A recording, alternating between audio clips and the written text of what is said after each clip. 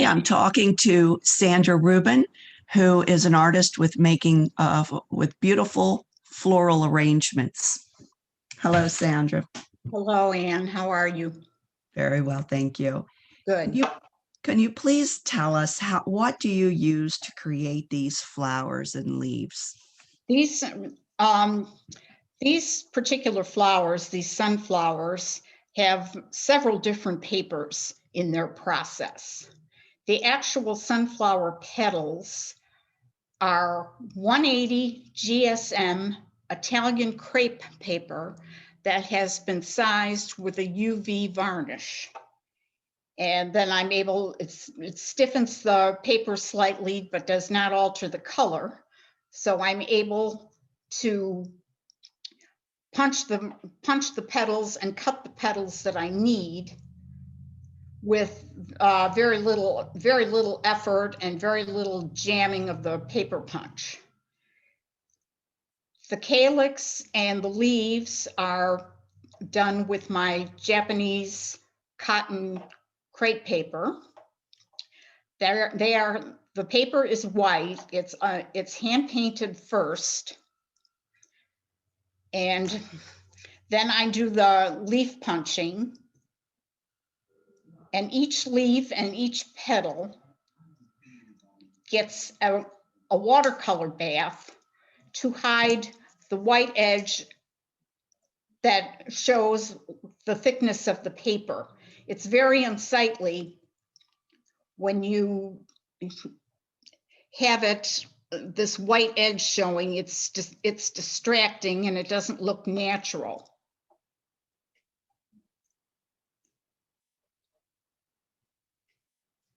So I give every petal a watercolor bath, and then I let them dry, or I dry them in a microwave for 20 seconds.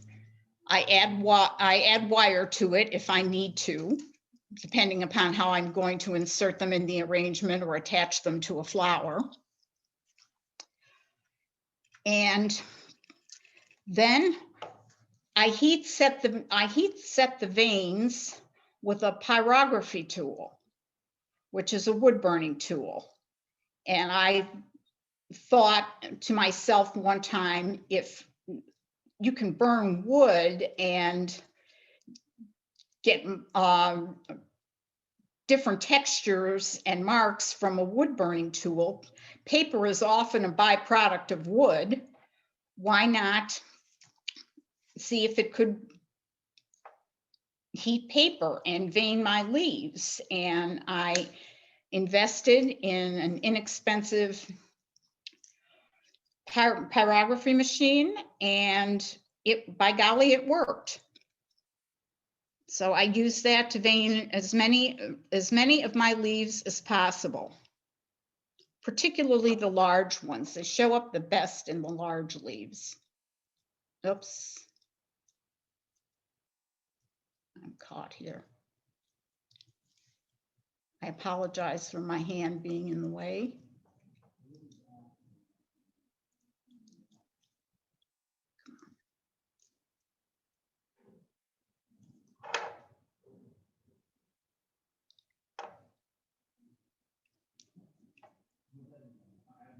And now I'm going to add the last sunflower.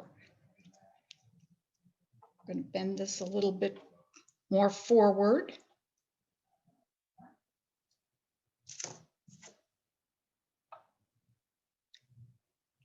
Take my wire cutter.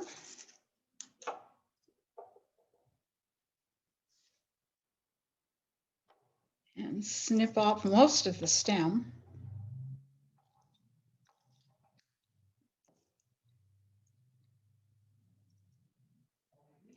These papers that I described, the Japanese crepe paper and the Italian crepe paper, are what I almost use exclusively to make my flowers. The Italian crepe gives a lot of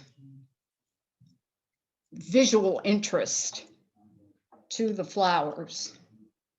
Now I'm going to bend that up. Now I'm going to be adding some branches. that I've created and hand-shaped out of wire.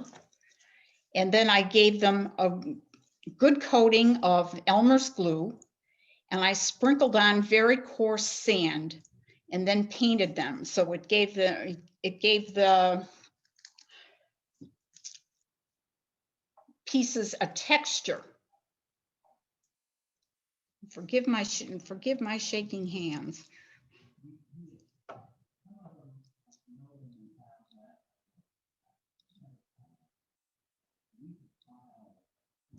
I'm going to hold that for a few seconds. Okay.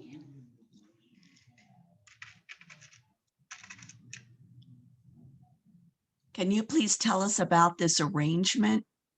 This arrangement was strictly from my own creation. I thought of this arrangement myself. I had no source of information to give me a photograph or anything like that. I get a lot of my information and my inspiration from floral design books, from Pinterest, from other areas of the internet,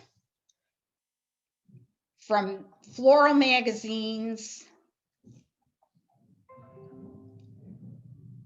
various things, photographs. People send me photographs, or they email me photographs of things that they have seen that they would like me to try. Again, and then there are times like this particular arrangement where it's just my own inspiration.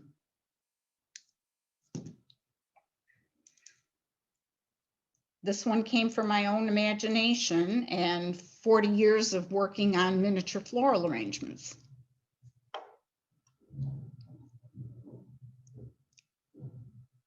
Now I'm adding a leaf cluster.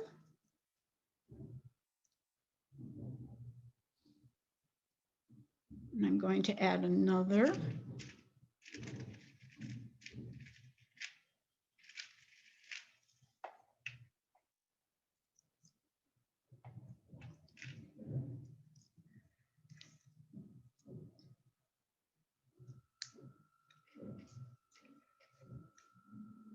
I try to use the best possible tools that I can make available to myself. Fine, highly pointed tweezers, very sharp, and I invest in good wire cutters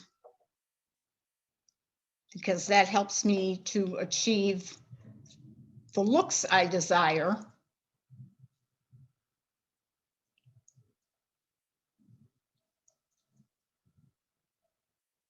And it's worth the investment to me.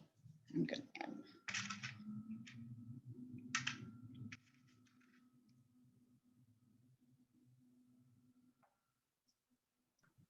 You mentioned you've been doing this for 40 years.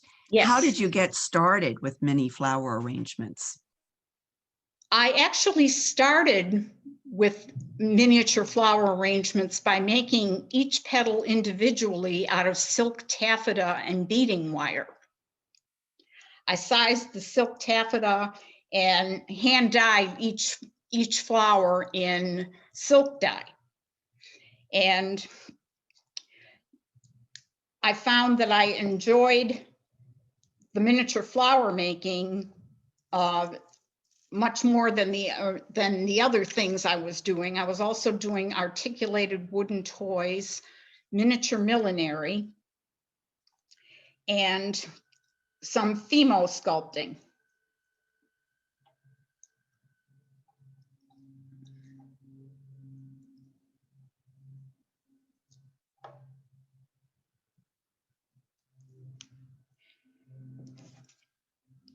And I more or less zeroed in. I'm going to turn this slightly so I can get the right view that I want. And I'm adjusting these twigs as I go along to suit my purpose.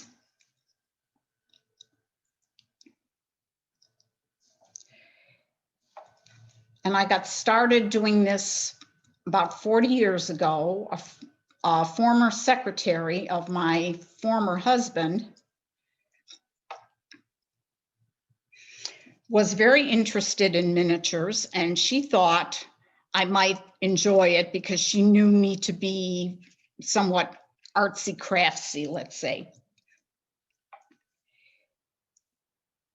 And she sent home with my former husband a couple of copies of Nutshell News so I could see what miniatures were. And I looked at those magazines and I was absolutely hooked. So I started making all types of things. And then I zoomed in on the articulated wooden toys, the miniature millinery,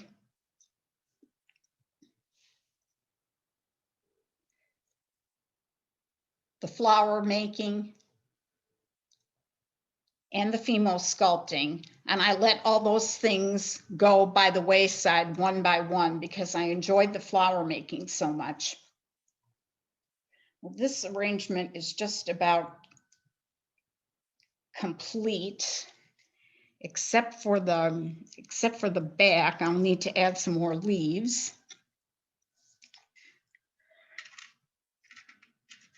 And when my husband's secretary saw my miniatures, she said, you could sell these.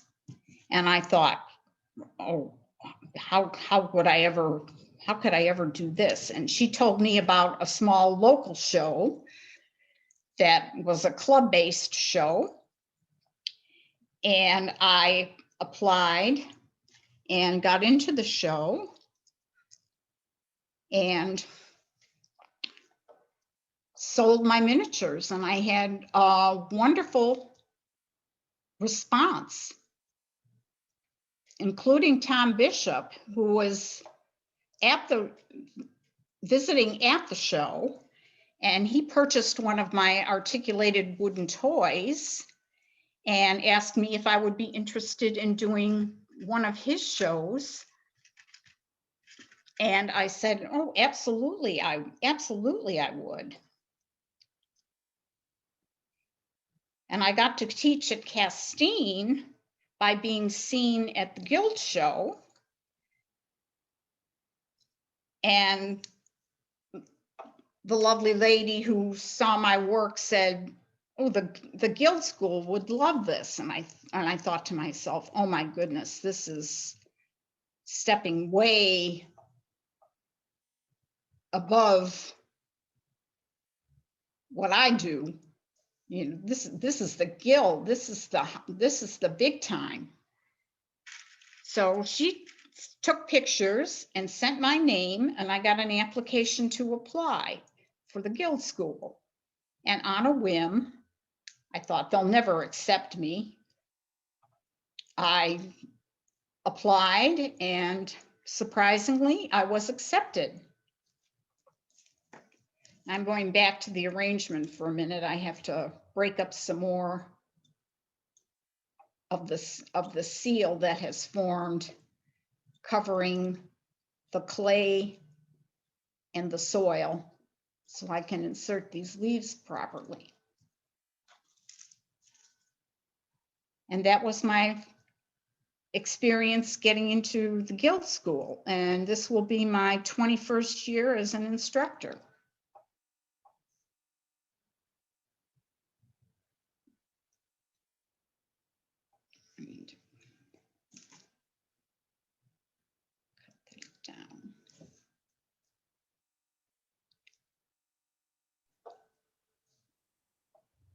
I had to do some cutting down of these leaves to get them to fit. Can you tell us, why do you enjoy teaching so much?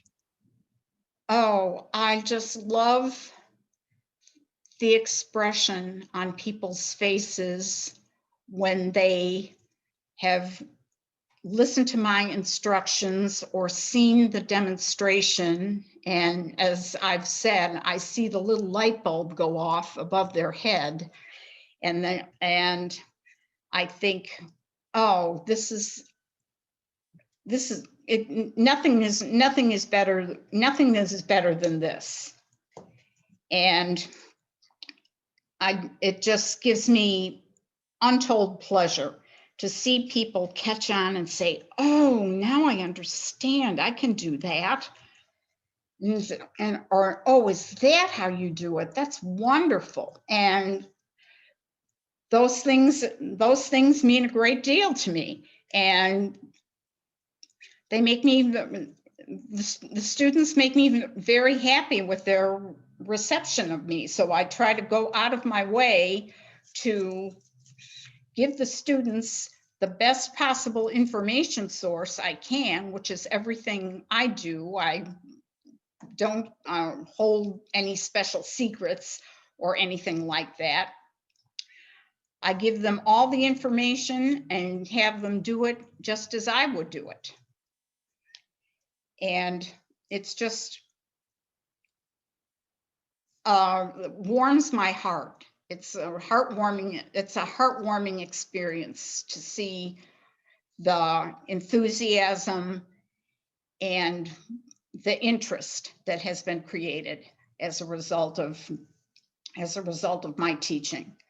And I love it. I work very hard at it. I'm a dedicated teacher and determined to make sure that everyone gets the right amount of information and can do the steps.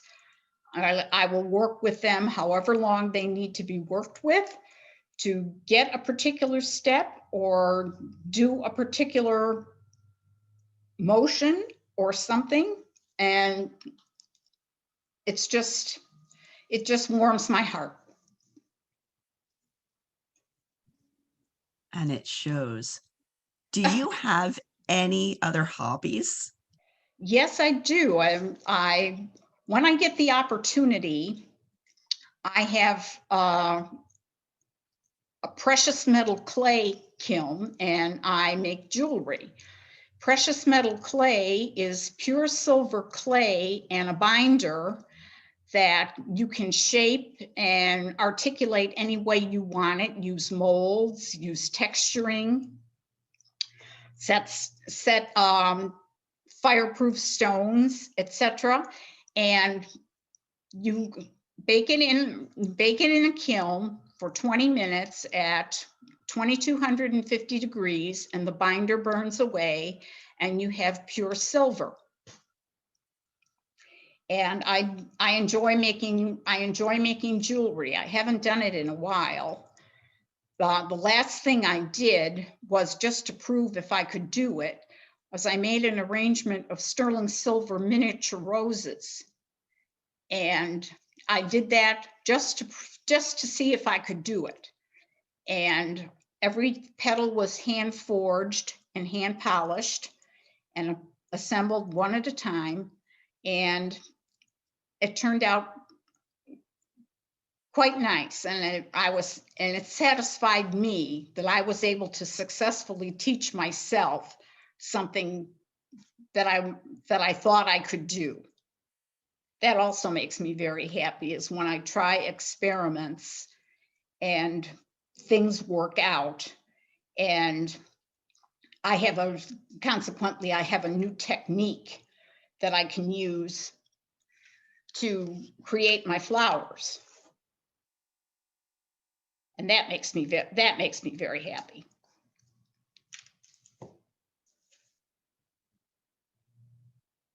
think I'm going to add another twig here,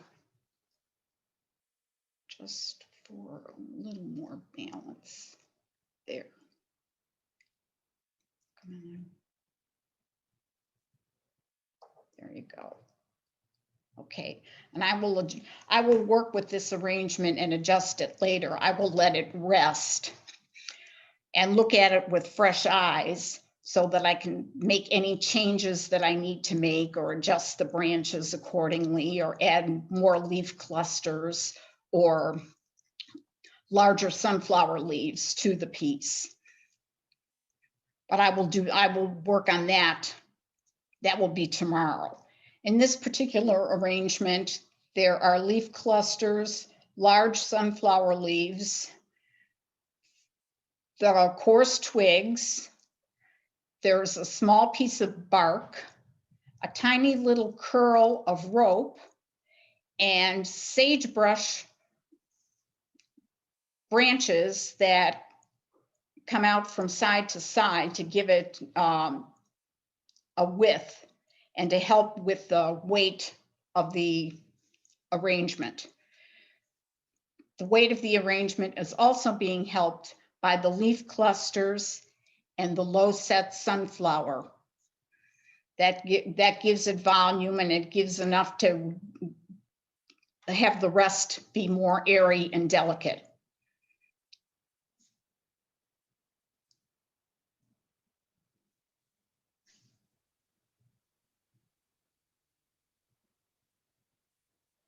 Thank you very much for sharing your beautiful arrangement with us. I will tilt this up so you can see what the porcelain container looks like. It is a soft gray blue and antiqued. It is octagonal in shape, and it has been created by Vince Stapleton, who does a lot of my porcelain pieces, in addition to a lot of other IGMA artisans and fellows, because I like to use the best possible pieces I can use to enhance my arrangements.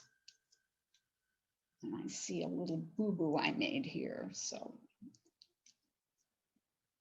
I have to correct it. There.